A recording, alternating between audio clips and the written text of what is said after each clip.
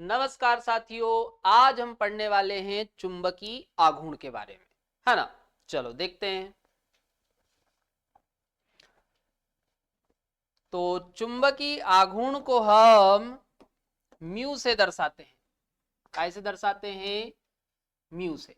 ध्यान रखना, चुंबकीय आघूर्ण को कैसे दर्शाते हैं? म्यू से। और चुंबकीय आघूर्ण का मात्रक होता है बोर मैग्नेटॉन। मात्रक क्या होता है? Bore magneton. ध्यान रखना, मात्रक क्या है? Bore magneton. चलो अब निकालते कैसे हैं, देखो फॉर्मूला। तो फॉर्मूला होता है mu equal to under root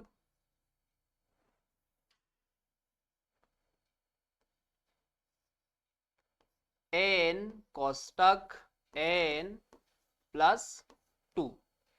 और मात्रक क्या होता है? Bore magneton. ये शॉर्ट में इसको बीएम बोलते हैं, है ना। चलो अब यहां पर अभी अपन एन देखे कि एन क्या है। तो एन है नंबर ऑफ अनपेयर्ड इलेक्ट्रॉन। तो नंबर ऑफ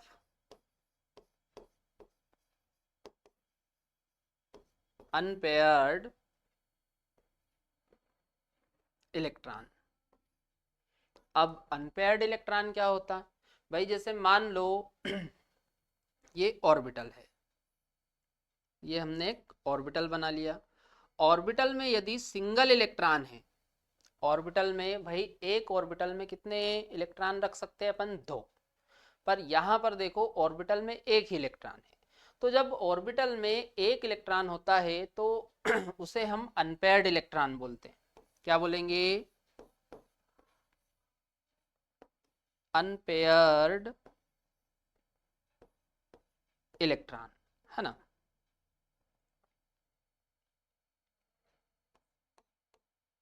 चलो अब इधर देखो,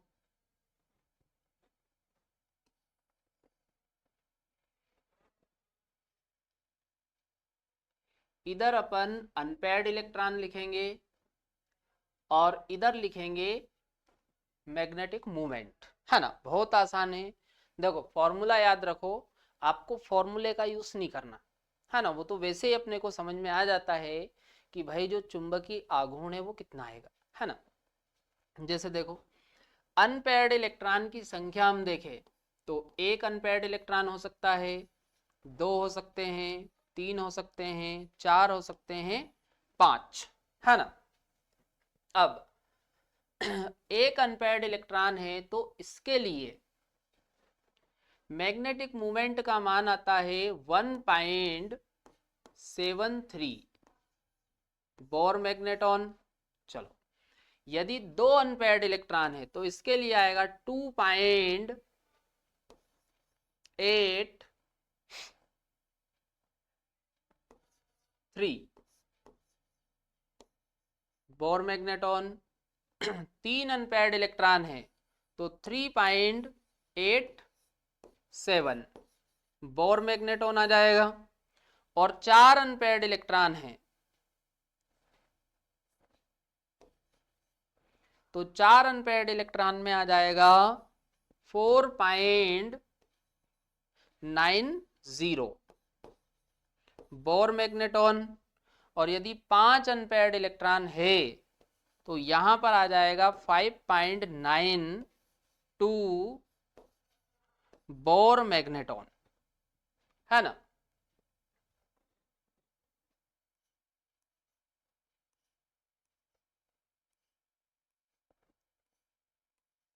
चलो अब आप क्या करो, देखो एक अनपेयर्ड इलेक्ट्रॉन है तो 1, भाई पॉइंट के बाद आप हिसाब से लगा लो। 2 अनपेयर्ड इलेक्ट्रॉन है तो 2, 3 अनपेयर्ड है तो 3, 4 अनपेयर्ड है तो 4, 5 अनपेयर्ड है तो 5, है ना।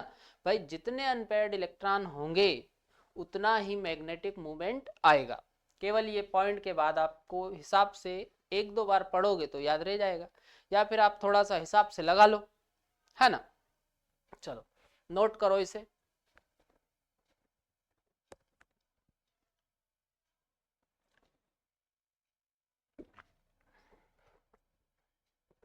चलो अगला देखो। प्रतिचुंबकी संकुल, इंग्लिश में बोलेंगे डायमैग्नेटिक कॉम्प्लेक्स। अब ये क्या होता है, ध्यान रखना, डायमैग्नेटिक कॉम्प्लेक्स, है ना। अब देखो डायमैग्नेटिक हम किसे बोलेंगे, तो भाई जब संकुल में सारे इलेक्ट्रॉन युग्मित हो, सारे इलेक्ट्रॉन कैसे हो, युग्मित, और कोई भी इलेक्ट्रॉन अयुग्मित ना हो, है ना। मतलब सारे के सारे इलेक्ट्रॉन पेयर्ड होना चाहिए। कैसे होना चाहिए, सारे इलेक्ट्रॉन पेयर्ड। जैसे यहां पर अपन बना लेते हैं, जैसे ये अपन ने एक ऑर्बिटल बनाया, तो इसमें आप देखो जो इलेक्ट्रॉन है वो पेयर में है, फिर 2 इलेक्ट्रॉन है ना, तो अपन क्या बोलेंगे, इलेक्ट्रॉन पेयर्ड है। जितने भी इलेक्ट्रॉन होंगे सारे पेयर में होंगे। तो यहां पर अपन लिख लेते हैं ऑल इलेक्ट्रॉन पेयर्ड,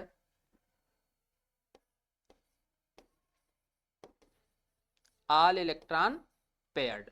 सारे जो इलेक्ट्रॉन है वो कैसे हैं, युग्मित, है ना, ध्यान रखना। और भाई सारे इलेक्ट्रॉन युग्मित है, इसीलिए ये चुंबकीय क्षेत्र के द्वारा प्रतिकर्षित होते हैं। चुंबकीय क्षेत्र के द्वारा कैसे होते हैं, प्रतिकर्षित। और इनमें यदि आपसे पूछे कि भाई अनपेयर्ड इलेक्ट्रॉन की संख्या, तो अनपेयर्ड इलेक्ट्रॉन की संख्या को हम काय से दर्शाते हैं, एन से। तो अनपेयर्ड इलेक्ट्रॉन की संख्या आपको बतानी है 0, कोई अनपेयर्ड इलेक्ट्रॉन इनमें नहीं होता है, तो n इक्वल टू 0। अब अपन देखते हैं इनका मैग्नेटिक मोमेंट कितना आता है। देखो फॉर्मूला, तो फॉर्मूला हमने पढ़ा था म्यू इक्वल टू n कोष्टक n प्लस 2 बोर मैग्नेटॉन। चलो, तो अब n का मान कितना है, 0, तो रखो मान, तो 0 कोष्टक 0 प्लस 2। चलो अब भाई आप देखो 0 में 2 जोड़ोगे तो 2 ही रहेगा, और ये कोष्टक में 2 कर देते हैं अब अपन, है ना भाई। 0 में आप 2 जोड़ोगे तो 2, है ना। और अब आप देखो ये 0 और 2 मल्टीप्लाई में है ना। या फिर आप चाहो तो इसको आप ऐसा लिख लो, 0 इंटू 2, ये इस तरीके से। अब आप देखो भाई ये 2 का मल्टीप्लाई आप 0 में करोगे तो ये हो जाएगा आपका 0, तो mu equal to under root 0, और 0 को आप बाहर निकालोगे तो 0 ही रहेगा, है ना। तो आगे आप देखो, तो म्यू इक्वल टू 0, भाई आप रूट से बाहर निकालोगे तो वो 0 का 0 ही रहेगा। चलो, तो आप ये बात अच्छे से ध्यान रखना कि भाई यदि सारे इलेक्ट्रॉन युग्मित है, सारे इलेक्ट्रॉन कैसे हैं, युग्मित, तो कॉम्प्लेक्स को हम बोलेंगे डायमैग्नेटिक कॉम्प्लेक्स, हिंदी में बोलते हैं प्रतिचुंबकीय संकुल, है ना। और चुंबकीय क्षेत्र के द्वारा ये प्रतिकर्षित होते हैं। क्यों प्रतिकर्षित होते हैं, क्योंकि सारे इलेक्ट्रॉन युग्मित है ना। और चुंबकीय आघूर्ण 0 होता है। क्यों होता है भाई, सारे इलेक्ट्रॉन युग्मित है, अनपेयर्ड इलेक्ट्रॉन कोई है नहीं, तो सीधी सी बात है जो चुंबकीय आघूर्ण है वो भी कितना आएगा, 0। चलो पढ़ लो एक बार। प्रतिचुंबकीय संकुल वे होते हैं जिनमें सभी इलेक्ट्रॉन युग्मित होते हैं। सारे इलेक्ट्रॉन कैसे, इनमें युग्मित, और कोई अयुग्मित इलेक्ट्रॉन नहीं होता, इनमें कोई अयुग्मित इलेक्ट्रॉन नहीं होता है ना। ये बातें अच्छे से ध्यान रखना। और चुंबकीय क्षेत्र के द्वारा ये प्रतिकर्षित होते हैं, चुंबकीय क्षेत्र के द्वारा प्रतिकर्षित होते हैं, क्योंकि सारे इलेक्ट्रॉन इनमें कैसे, युग्मित, इसीलिए ये चुंबकीय क्षेत्र के द्वारा प्रतिकर्षित होते हैं, है ना। चलो नोट करो ये ऐसा कैसे।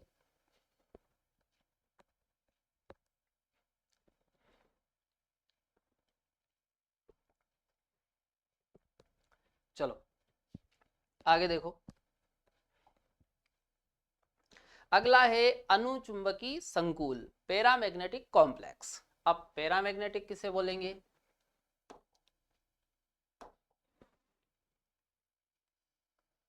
पैरामैग्नेटिक कॉम्प्लेक्स, है ना। चलो अब होता क्या है भाई, यदि संकुल में अयुग्मित इलेक्ट्रॉन उपस्थित है तो हम उसे बोलेंगे पैरामैग्नेटिक कॉम्प्लेक्स, है ना। और ये चुंबकीय क्षेत्र के द्वारा आकर्षित होते हैं। क्यों? क्योंकि इनमें अयुग्मित इलेक्ट्रॉन उपस्थित होते हैं, है ना। चलो देखो इधर,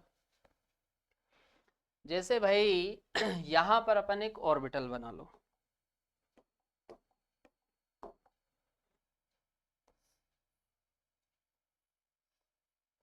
और यहां पर अपन एक इलेक्ट्रॉन बना दो। तो भाई जब ऑर्बिटल में सिंगल इलेक्ट्रॉन होता है तो इससे अपन बोलते हैं कि भाई अनपेयर्ड इलेक्ट्रॉन है, ये सिंगल है। तो अनपेयर्ड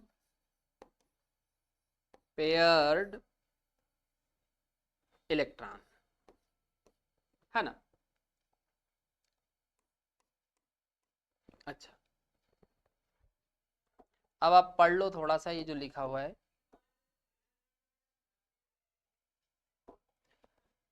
अनुचुंबकीय संकुल में अयुग्मित इलेक्ट्रॉन होते हैं, ध्यान रखना।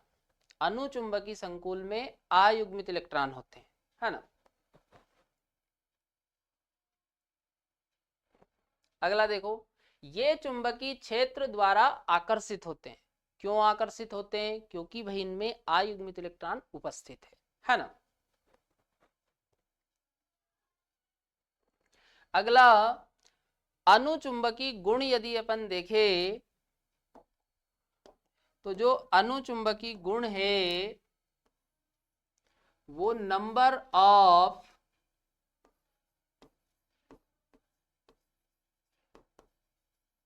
Unpaired electron, number of unpaired electron के समानुपाती होता है। जो अनुचुंबकीय गुण होता है वो नंबर ऑफ अनपेयर्ड इलेक्ट्रॉन के समानुपाती होता है। मतलब जिसमें अनपेयर्ड इलेक्ट्रॉन की संख्या ज्यादा है उसमें अनुचुंबकीय गुण भी ज्यादा है ना। और फॉर्मूला यदि हम देखें निकालने का, तो मैंने आपको फॉर्मूला बताया हुआ है, mu equal to under root N कोष्टक एन प्लस 2। इस फॉर्मूले से आपको चुंबकीय आघूर्ण निकालना है ना। चलो अब नीचे आप देखो ये एक पॉइंट लिखा हुआ है, ये बहुत अच्छे से आप याद रखना, है ना। देखो अमोनिया की यदि हम बात करें तो जो अमोनिया होता है वो सामान्यतः प्रबल लिगेंड है। कैसा लिगेंड होता है? प्रबल। पर कोऑर्डिनेशन नंबर 6 में Mn2 पॉजिटिव, Fe2 पॉजिटिव और Ni2 पॉजिटिव के साथ दुर्बल क्षेत्र लिगेंड की तरह काम करता है। ये बात अच्छे से ध्यान रखना, है ना। NH3 सामान्यतः प्रबल क्षेत्र लिगेंड है ना, ध्यान रखना। कैसा लिगेंड है ये? प्रबल क्षेत्र। किंतु कोऑर्डिनेशन नंबर इक्वल टू 6 में, कोऑर्डिनेशन नंबर का ध्यान रखना, कोऑर्डिनेशन नंबर 6, है ना, Mn2 positive, Fe2 positive, Ni2 positive के साथ दुर्बल क्षेत्र लिगेंड की तरह कार्य करता है ना। चलो नोट करो ये।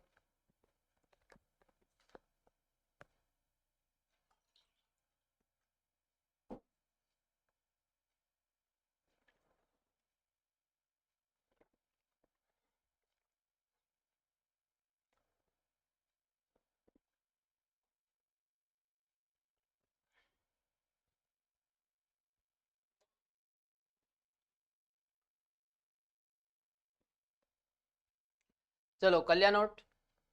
चलो अगला देखो। अब देखो यहां पर अपन ने डायमैग्नेटिक कॉम्प्लेक्स और पैरामैग्नेटिक कॉम्प्लेक्स के बारे में देख लिया है ना। अब अपन इनके एग्जाम्पल देखते हैं कि भाई जब क्वेश्चन आता है तो आपको क्वेश्चन को किस प्रकार से डील करना है। चलो देखो। अब यहां पर आप देखो दो कॉम्प्लेक्स हमने ले रखे हैं है ना। चलो देखो। तो सबसे पहले तो आप निकालो इनमें ऑक्सीकरण अवस्था। तो इसमें ऑक्सीकरण अवस्था x इक्वल टू +3, ऑक्सीकरण अवस्था x इक्वल टू +3। और यहां पर भी आप देखो Fe की ऑक्सीकरण अवस्था अपन देखें तो x इक्वल टू +3 है ना। अब आप देखते जाओ।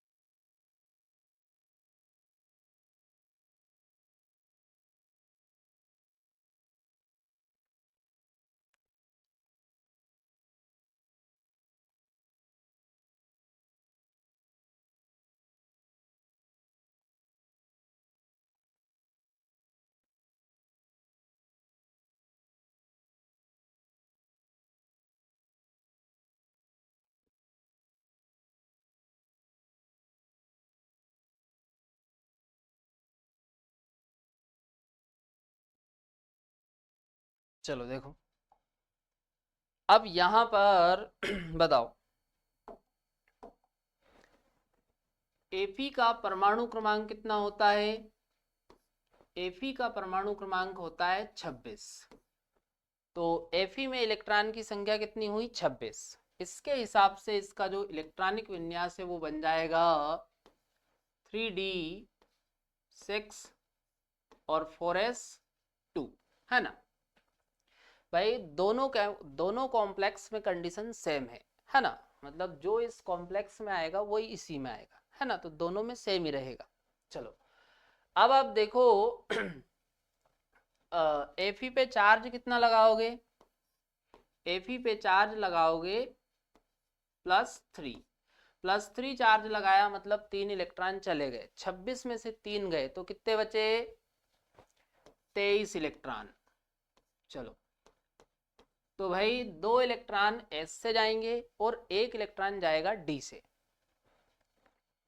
तो 3d5 और 4s हो गया 0। भाई 2 इलेक्ट्रॉन S से चले गए और 1 D से। 3 जा रहे हैं ना। तो 2 S से और 1 D से। चलो यहां पर मैं लिख देता हूं H2O और F minus is weak ligand. दोनों ही कैसे हैं वीक लिगेंड। वीक लिगेंड बोल दो या वीक फील्ड लिगेंड करके भी आप बोल सकते हो है ना। दोनों ही कैसे हैं दुर्बल क्षेत्र लिगेंड या दुर्बल लिगेंड बोल दो। चलो अब इलेक्ट्रॉनों को भरो। तो 1 2 3 4 5। अब आप देखो वीक लिगेंड है और वीक लिगेंड पेयरिंग नहीं करवाता है, मतलब ये ऐसे के ऐसे ही रहेंगे, है ना। चलो, तो अब आप आगे देखो, संकरण में एक एस का भाग ले लेगा, पी के 3, और ये बाहर वाली डी के 2 ऑर्बिटल आ जाएंगे।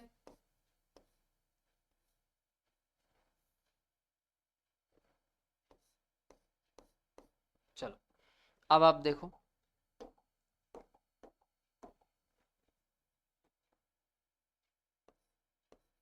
एक, 2, 3,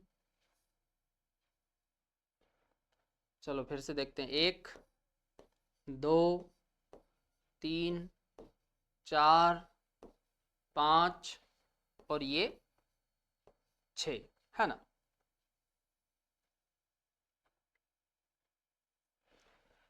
तो ये वाला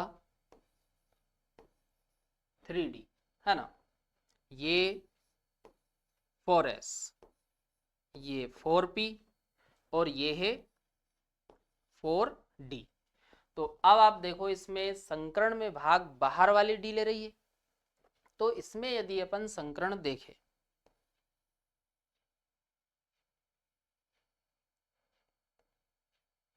तो संकरण आपका आ जाएगा sp3d2। संकरण क्या आ गया, sp3d2। अच्छा, और यदि अपन इसकी शेप देखें तो शेप बन जाएगी ऑक्टाहेड्रल। भाई कोऑर्डिनेशन नंबर 6 है ना, तो शेप क्या बन जाएगी, ऑक्टाहेड्रल, ऑक्टाहेड्रल। चलो, अब इसमें आप देखो बाहर वाली डी आ रही है, कौन सी डी भाग ले रही संकरण में, बाहर वाली। तो इस कॉम्प्लेक्स को हम बोलेंगे आउटर ऑर्बिटल कॉम्प्लेक्स।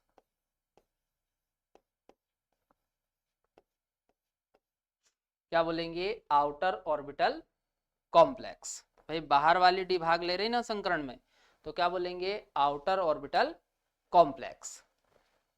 अगला, यदि अपन इसका स्पिन देखें तो भाई आउटर ऑर्बिटल कॉम्प्लेक्स है, तो स्पिन कैसा होगा, हाई।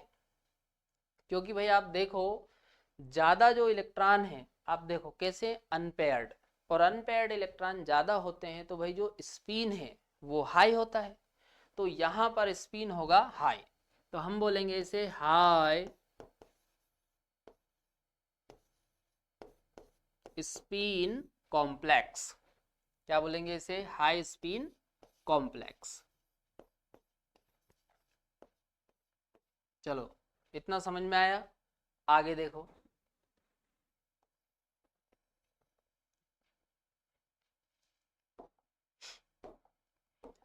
अब इसमें आप मेरे को ये बताओ, अनपेयर्ड इलेक्ट्रॉन आपको कितने दिख रहे हैं, तो भाई ये काउंट करो, 1, 2, 3, 4, 5। तो इसमें आप देखो अनपेयर्ड इलेक्ट्रॉन उपस्थित है, तो n equal to 5 unpaired electron है, तो ये कॉम्प्लेक्स कैसा होगा, पैरामैग्नेटिक, है ना। तो पैरामैग्नेटिक,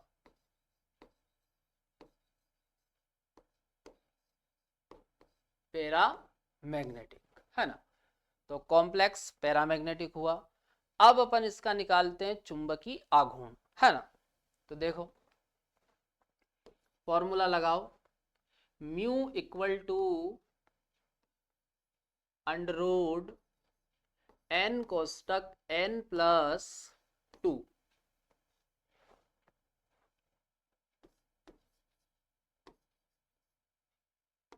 चलो, अब इसमें आप देखो, मान रखो n का मान कितना है, 5, है ना। तो अंडर रूट 5 कोष्टक 5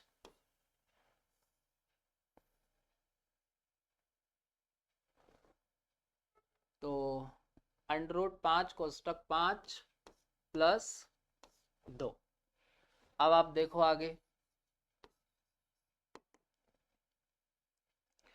तो ये आपका हो जाएगा 5 इंटू 5 और 2 7, है ना। तो 7 पंज 35।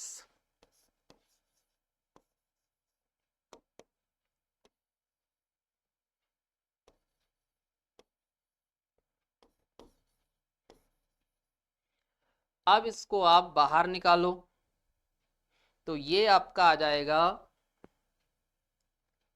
अब देखो ये 35 है भाई, 36 का बाहर अपन कितना निकालते हैं 6, तो भाई ये 6 से कम आएगा और 5 से ज्यादा, तो ये आपका आ जाएगा 5.92। ये आपको हिसाब से लगा लेना है।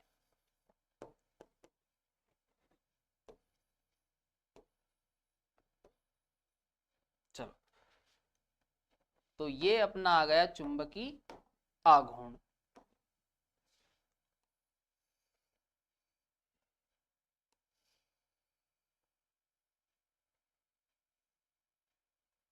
चलो, नोट करो ये पूरा ऐसा कैसे।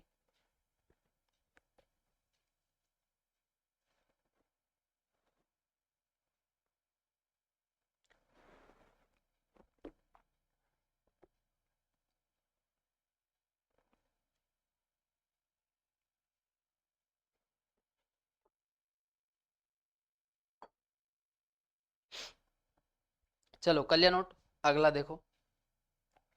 चलो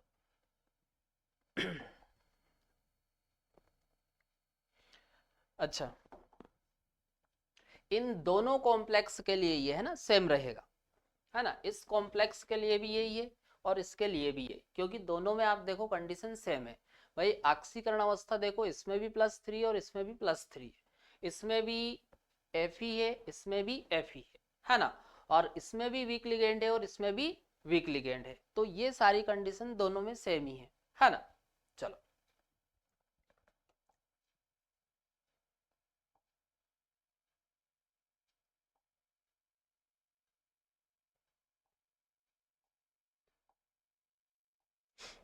चलो इसमें देखो,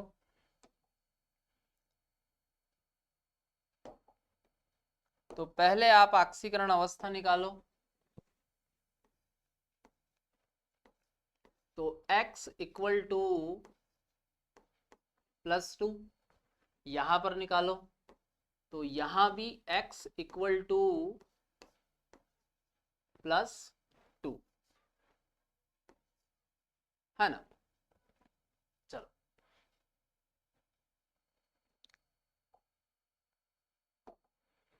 अब बताओ Fe का परमाणु क्रमांक कितना होता है 26।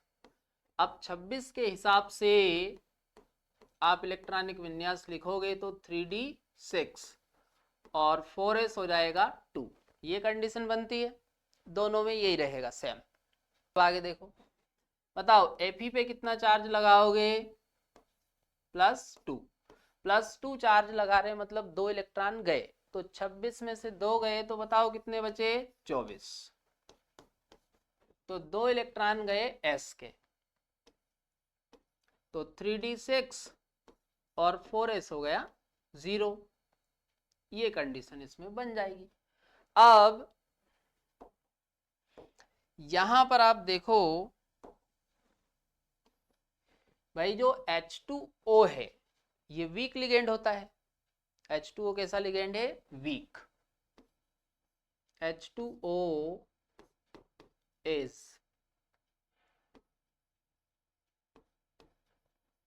Week ligand. अच्छा, अब NH3 की अपन बात करें तो भाई NH3 प्रबल लिगेंड है। NH3 कैसा लिगेंड होता है, प्रबल, पर ये आप देखो Fe+2 के साथ है, Fe+2 के साथ है, तो ये भी अभी वीक लिगेंड की तरह ही काम करेगा। मैंने आपको पहले ही बताया कि भाई जो Fe2, भाई मैंने अभी आपको बताया था कि जो NH3 है ये स्ट्रॉन्ग लिगेंड होता है पर कोऑर्डिनेशन नंबर 6। तो यहां पर आप देखो कोऑर्डिनेशन नंबर 6 है, तो कोऑर्डिनेशन नंबर 6 में Fe+2 Mn+2 और Ni+2 इनके साथ ये वीक लिगेंड की तरह काम करेगा। किसकी तरह काम करेगा? ये वीक लिगेंड। ध्यान रखना ये प्रबल लिगेंड है पर इनके साथ, और कोऑर्डिनेशन नंबर क्या होना चाहिए? 6।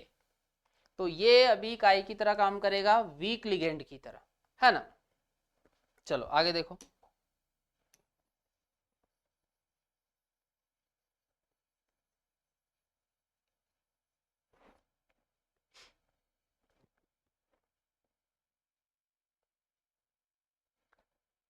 चलो यहां भी अपन लिख लेते हैं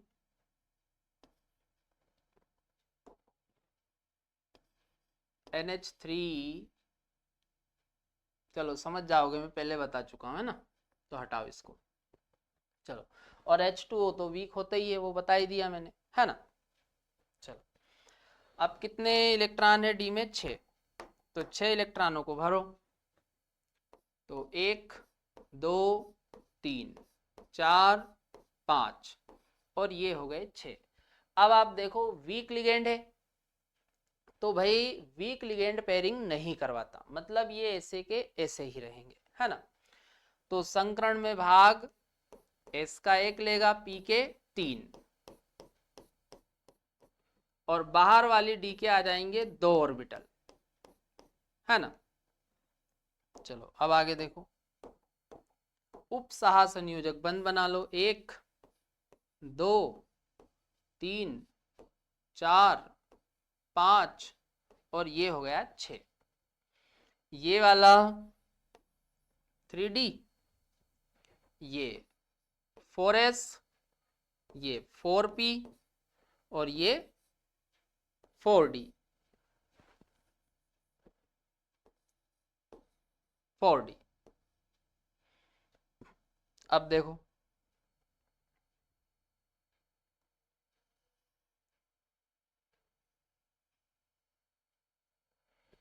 तो अपन इसमें हाइब्रिडाइजेशन देखो क्या जाएगा? sp3d2 हाइब्रिडाइजेशन क्या जाएगा?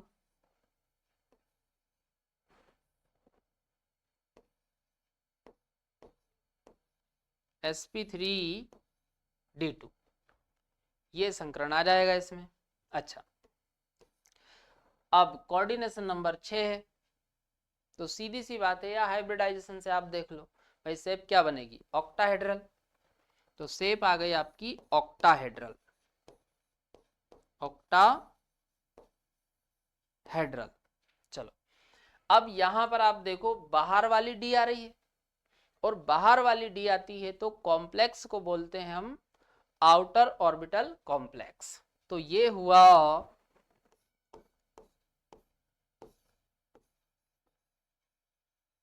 Outer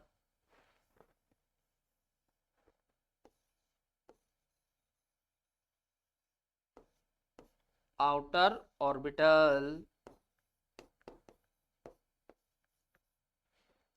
orbital complex.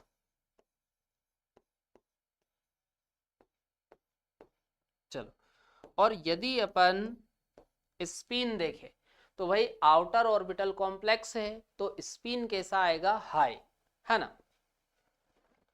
तो यहां पर अपन बोल देते हैं high spin complex, high spin complex.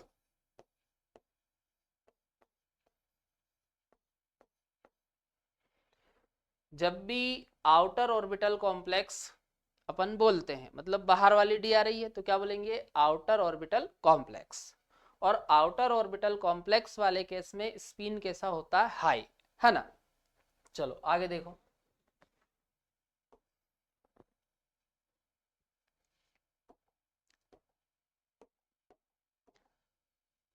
चलो n इक्वल टू बताओ अनपेयर्ड इलेक्ट्रॉन कितने दिख रहे हैं, काउंट कर लो, 1 2 3 4, 4 अनपेयर्ड इलेक्ट्रॉन है। तो अनपेयर्ड इलेक्ट्रॉन इसमें आ रहे और कितने आ रहे, 4। तो ये कैसा होगा, paramagnetic,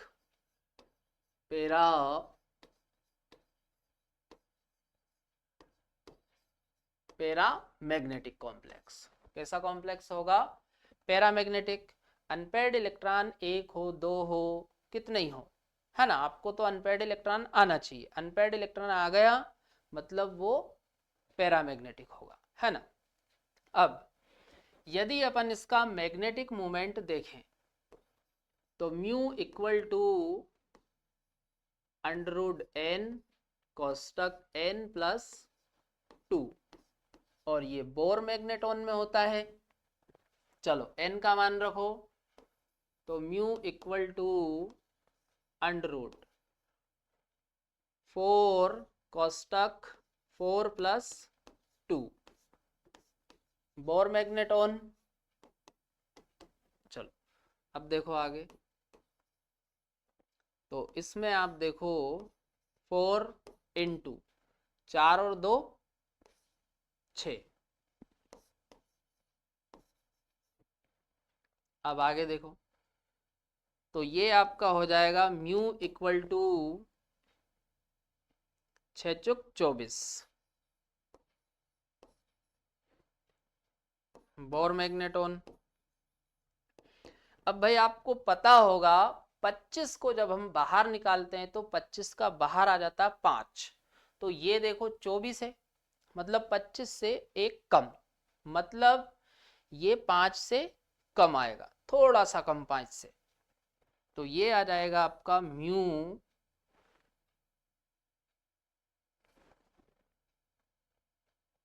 equal to 4.90 Bohr magneton. ये आपका आंसर आ जाएगा।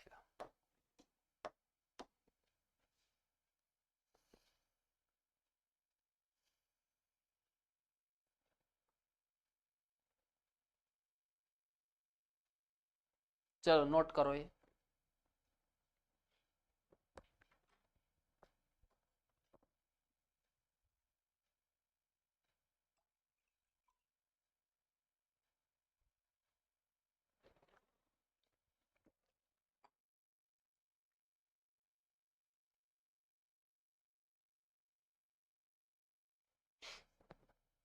चलो तो यहां पर अपना आज का टॉपिक कंप्लीट हो जाता है ना। कल हम इसके आगे और भी क्वेश्चन देखेंगे, है ना। जब तक के लिए जय राम जी की।